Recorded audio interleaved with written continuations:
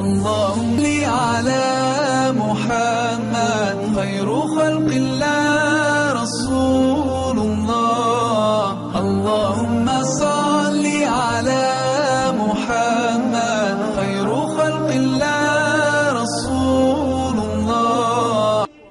Şimdi dünyamızda yaşayışımızda erheleyin arasında, enatan arasında, oğul gıydın arasında, malında, mülkünde, algı vergiyinde bir tofor kıyınçılıkları vardır. Sana ağır geçenler, yönü şu kıyınçılık Hudayın yanına senin için hayrın içindedir. Dinanandan, erinin, enatasının yönü itiklep, yük yaletip, gününü geçirip du pakir, şola adam yadına salsın. Şu kıyınçılığı hiy olmasa inşallah kıyamet gün cennete girmegine sebep olur.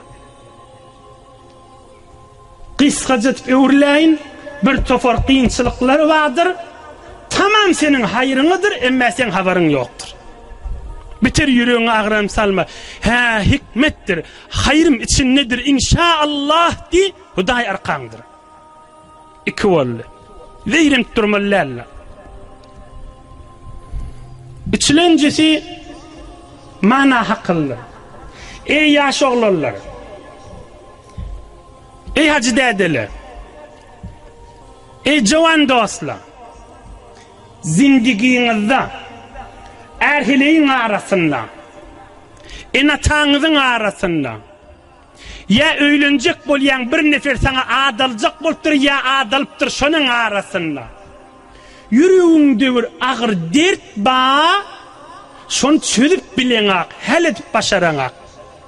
Şonu ödün çözecek bolup, hutkuri edip, öz etin ödün ip günün güymama. Şu derdini bir alim, bir hakıllı, emin adam minin geniş. Qaytay deyin. Zindigide her kim özüne öğren müşkili oluyor, birininki ağırrak. Şunu hiç kime aytmani, öz yanından özü, işini istedi, idarasını istedi, bağlarını istedi, mescidi istedi, özü halledecek bulup, içi bağırını yakıp dargadıp bariye. 20 yaşında ocura olsa 40 yaşarsın. 40 yaşında 70 yaşarsın. Sogabı da yok, bir netice olur. Müşkil olsa bir önemli alim, emin adamı geniş.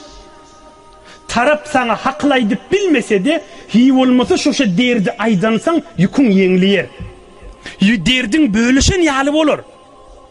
Telefon menen aytsan da, huzuri aytsan da, özün tanıdıp aytsan da, tanıtman aytsan da, içinde dert saklap, özün çözecek bolup, özün halledecek bolup, helak bolama, kadrin mil aydılyan hakıllan. Geniş bir alim, emin adama. Dördülence hakıl.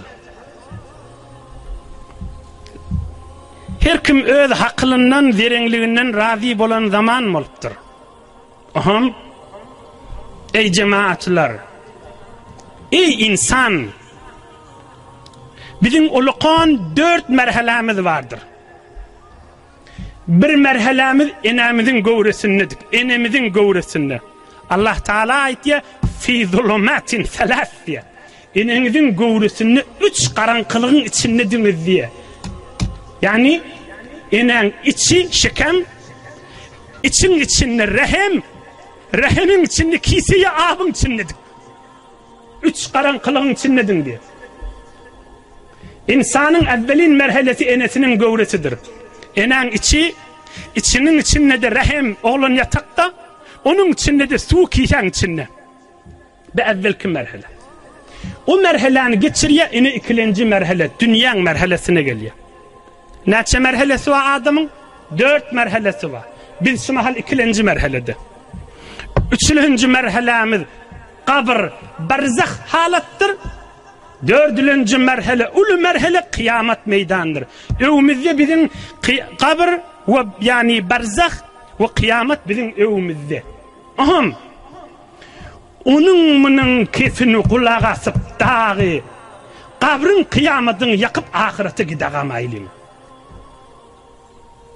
onun bunun kefine havva verecek bolup owudurrak keplanny bir genrek lügatlar aydanna bihi urgin adam maqamı deyip ya mahbaralardan eşitip ya öz ova qarangda birinin eşitip Huday peygamberden daş bolup iki merhelede boş qur baramaylyň. Enemizin göwresi onnana geçtik. İkilenci ýagdaýymyz şu mahal. Ewde qabr we soňra kıyamet ýagdaý öwümizde bardyr.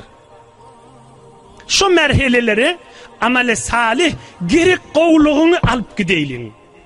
Yani hamany zenanan senden narahatda falany ýal del, falanyň öýü ýallal, falanyň içesi ýal del, mındam narahat senden. Namazlygyň üstünde ýeki jödüň oturdy pikri.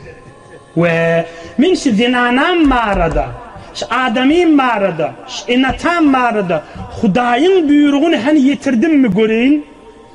Hudaýa şükür kemini goýmandyryn. Tamam boldy, on kefinden çym inni narahat bolma.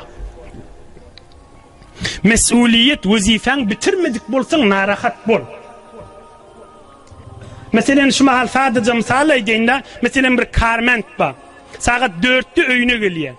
Saat 6'da bir kafin kakyabar edaran açmen işim yola salliyse şun vazifetim barp yola salmak vazifete del erti sara vakt gelli ya da mesuliyeti de yok şunun yal misalları Allah'a gidiveyinde enata oğulgıyız da şeyde erhileyi de şeyde on güğününü tapçak bulup ödün yıkıp ilag etip yürümü Hudaýyň buyurun mesul boynunda koyan zatı yerine yetir Allah'ın yanında yüzün aktır.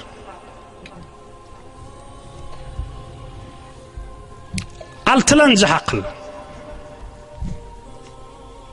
Ey hacı dede, ey ahuncan, ey cavan oğlan, ey yaşlı, senin yanına kıydın gelse, oğlun gelse, dostun gelse, yegen gelse, sen yanında ya cemaatın biri gelip falaniden veyrense, falani şeytye, falani şeytye, falani şeytye deyip ağlayıpsa da onun kefine kızma. Tarafın kefini işitmeken. Aytay deyin. Ey ahuncan, ey hacı dede, ey düşümlü, ey savatlı, ey ulukan adam. Yanımıza kızımız da ağlak gelse, oğlumuz da gelse, ya cemaatin biri gelse, ya yegenimiz ya dayımız gelse, şeyle mi odunlu ödüm bilyedim onu nip kefi götürme. Tarafın da bir kefin eşit önce. Tarafın da bir aytyan zadı var mı gör. Onun kefiyle kızıp izinden narahatçılık bolamasın. Tarafın da kefi yok bolsa, tarafta çından bir bidirek bolsa, aytmağa manası yok bolsa, inni bir gurrunu bir yana elt. Neyinki tarafın kefin eşitmeken gurrun kızdırıp turup al gitmeli olsun. Ahırkı hakıl, yedilenci. Yedilencisi ey bazarda gezip beren dostlar. Bir hususen bazarın içindekili. Hemmemizde Hudaýa şükür, hemmemizde özüne göre her kimin bazarı var da. Senin yanına algı vergi pullip ya mamule edecekti, ya mamule edecekti, ya 2-3 günden pulun bererin deyip canın anan yan dostun gelse turup bariyaka dostum can olsun deyip dostluğumuz yerimizde açıkımıza barmak bassayıpti işin gayimla o kıyın görecek da ne minne aramız şeyle oldu mu deyip şın gayimla illi kıyın görse görsün ya tarap men sadıra gaydeyin özüme mengeş olansan tarap ahuncanmıştık da ahuncan bolsa olsun hormatun koy sile o öz imanın ona öz mehabbetin ol sogabın alırsın işin makamle yönü işin gayimla ya ahun demiştik bir koca adammıştık ya mescide katını yenmiştik dinlen Hazreti Ömer'in yanına bir adam birini övüptür bir kovadım deyip Hazreti Ömer aydıptır durdu deyiptir şu mescide katınap duruşunu görüp evri evyen mi deyiptir Hawa diptir. 5 wagt mescide var ya diptir. Hazreti Ömer näme diptir? Mescide var ýan bolsa, imanly adam diptir. Gowa adam dip ewme diptir. Gowa adam dip ewjek bolsaň, ya muamele edip görersiň, ya musafirete edip görersiň, ondan bäri ewme diptir. Mescide gatnaýa dip imanly adam di. Müslüman adam di. Gowa adam dip ewme diptir. Muamele edip gördüňmi diptir. Musafirete edip gördüňmi diptir. İnhe yedilinci hakıl näme boldy? Tarap gowa adam.